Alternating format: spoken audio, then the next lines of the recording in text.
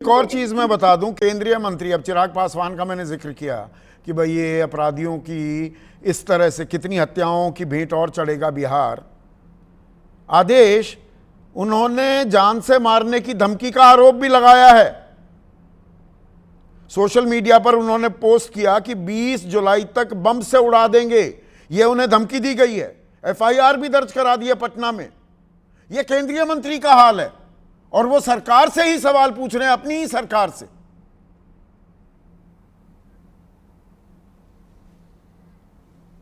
नहीं संदीप जी, जो हनुमान जी हैं इस टाइम सरकार के अंदर, वो भगवान राम से सवाल पूछ रहे हैं। तो सरकार एनडीए की भी दिल्ली में है, सरकार एनडीए की पटना में है। तो मुझे लगता है कि इनका सवाल पूछने का जो ज़्यादा महत्व है वो सीधा सीधा बिहार विधानसभा चुनाव पर नज़र आता है कि वो इन सवालों के ज़रिए एक बेहतर बार्गेन करना चाहते हैं। इनके सवाल में साफ साफ राजनीति दिखाई देती है। मुझे कहीं भी ये कहते हुए कोई आश्चर्य नहीं हो रहा है कि वो सही मायने में ही कंसर्न है। अगर आप इतना इस बात का तो हम तय माने 100 सीटों से तो कम, एक सीट कम पे तैयार नहीं होने वाले हैं नीतीश। अब नीतीश गले की हड्डी तो बन गए हैं। बीजेपी ने जो उनको लाल कालीन बिछाकर दर्जनों बाद, अमित शाह ने कहा था कि दरवाजे हमेशा के लिए बंद, जो वो खोले, अब दरवाजे खोले हैं तो वो 100 सीट से नीचे तो नहीं मानने वाले हैं किसी भी कीमत पर। ये एक बड़ा पेंच होगा क्या एनडीए की राजनीति में, चुनावी समीकरण में?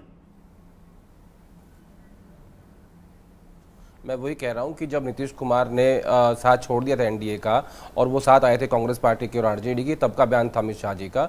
उसके बाद से परिस्थितियां बदली और परिस्थितियां ये कहती हैं कि जब बीजेपी 240 पे आई तो नीतीश कुमार जो है उनकी आवश्यकता पड़ी, उनके पहियों पे सरकार चल रही है। तो आज की जो परिस्थितियां वो अलग थी और जब वो बयान आया था अमित शाह जी का वो परिस्थितियां अलग थी। तो राजनीति में हमेशा परिस्थितियों के लिहाज से ही फैसले लिए जाते हैं। तो मैं पहले आता हूं चिराग पासवान की बात पे कि अगर इतने ही ज़्यादा चिंतित हैं वो बिहार की जनता के लिए, तो क्यों नहीं इस्तीफा दे देते? क्यों नहीं कहते सामने आके कि नहीं, सरकार जो अपना काम अच्छे से नहीं कर पा रही है। दूसरा क्योंकि वो जानते हैं कि उन्हें बिहार विधानसभा चुनाव के लिए सीटों का बार्गेन करना है और कितनी अच्छी पोजीशनिंग अपनी वो कर सकते हैं। वो हनुमान बन के भगवान राम से सवाल पूछ रहे हैं। पहली बात तो ये। दूसरी बात ये कि नीतीश कुमार आज की डेट में बहुत ज़्यादा बार्गेन करने की स्थिति में नहीं है।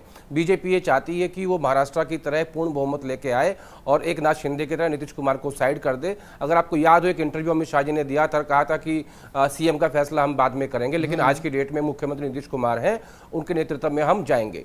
तो बीजेपी अपने लिए एक बेहतर विकल्प ढूंढ रही है और जेडीयू की जो टॉप लीडरशिप है अदर देन नीतीश कुमार, वो सब बीजेपी की टॉप लीडरशिप के साथ बिल्कुल हाथ में हाथ मिला के चल रहे हैं। सबको पता है। अब ये बताइए, आधार पर आदेश जो घमासान हो रहा है, ये किसके लिए सहयोगी बनेगा, किसके लिए एक रोड़ा बनेगा?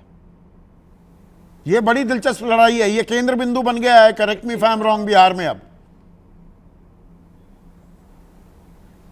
आप और विरोध जी बात कर रहे थे कि हम देखेंगे कि किसके तरफ ये ज़्यादा जाएगा, किसकी वोट ज़्यादा कटेंगी। अरे ये कोई देखने की बात है क्या? ये तो सबको पता है किसकी कटेंगी।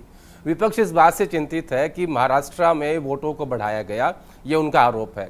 राहुल गांधी ने इस बात को लीड किया और बाद में ये होते होते इनको लगा कि हम बिहार, असम और तमिलनाडु में इस बात को लेकर इलेक्शन कमीशन को थोड़ा सा कटघरे में खड़ा करेंगे, स्थिति बेहतर होगी। लेकिन वैसा नहीं हो पाया, यह स्थिति उल्टी हो गई है। विपक्ष को इस बात का डर है कि दलितों के और मुसलमानों के वोट काटे जाएंगे और उसका सीधा असर जो है आरजेडी, कांग्रेस पार्टी और उनके अलायंस के ऊपर पड़ेगा। तो साफ साफ दिख रहा है। तो एक बड़ा दिलचस्प, एक सेकंड आदेश, बड़ा दिलचस्प एक सवाल आया है। पृथ्वीराज पटेल है, नरसिंहपुर मध्य प्रदेश वासी हैं। वो कह रहे हैं बिहार में अवैध शराब, अवैध हथियार, अवैध वोटर, अवैध आधार, अवैध रोहिंग्या, तो बिहार में वैध क्या है?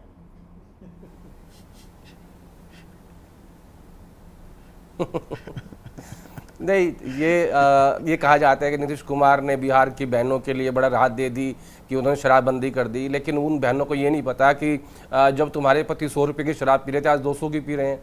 तो एक बड़ा माफिया खड़ा कर दिया। अगर कहाँ पे किसी भी चीज़ पे कहाँ पे पाबंदी लगाने से आम जनता का भला हुआ है, ये मेरे समझ नहीं आती।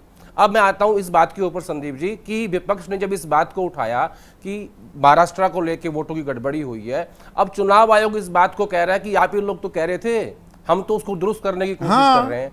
तो विपक्ष के पास भी अब ज्यादा कुछ बोलने के लिए है नहीं। विपक्ष कैसे कहे कि आप जो कर रहे हो इसमें ये खामियां हैं? वो उसके पास कानूनी रूप से अधिकार है, लीगली अगर हम देखें तो चुनाव आयोग ठीक कर रहा है, लेकिन इसके इसमें कुछ राजनीतिक पहलू खेला दूसरे है। हैं। महाराष्ट्र पे आप आधार को लेकर, वोटर लिस्ट की समीक्षा को लेकर कोई खेला है भी, या ये खामा खां का सियासी झमेला बनाया जा रहा है? ये तो 1 तारीख को ही अंदाजा लग पाएगा ना। नहीं, मुझे लगता है कि आप ज्यादा समय दे रहे हो खुद को। मुझे तो अंदाजा है, खेला तो साफ साफ दिखता है, और वो नजर भी आ रहा है कि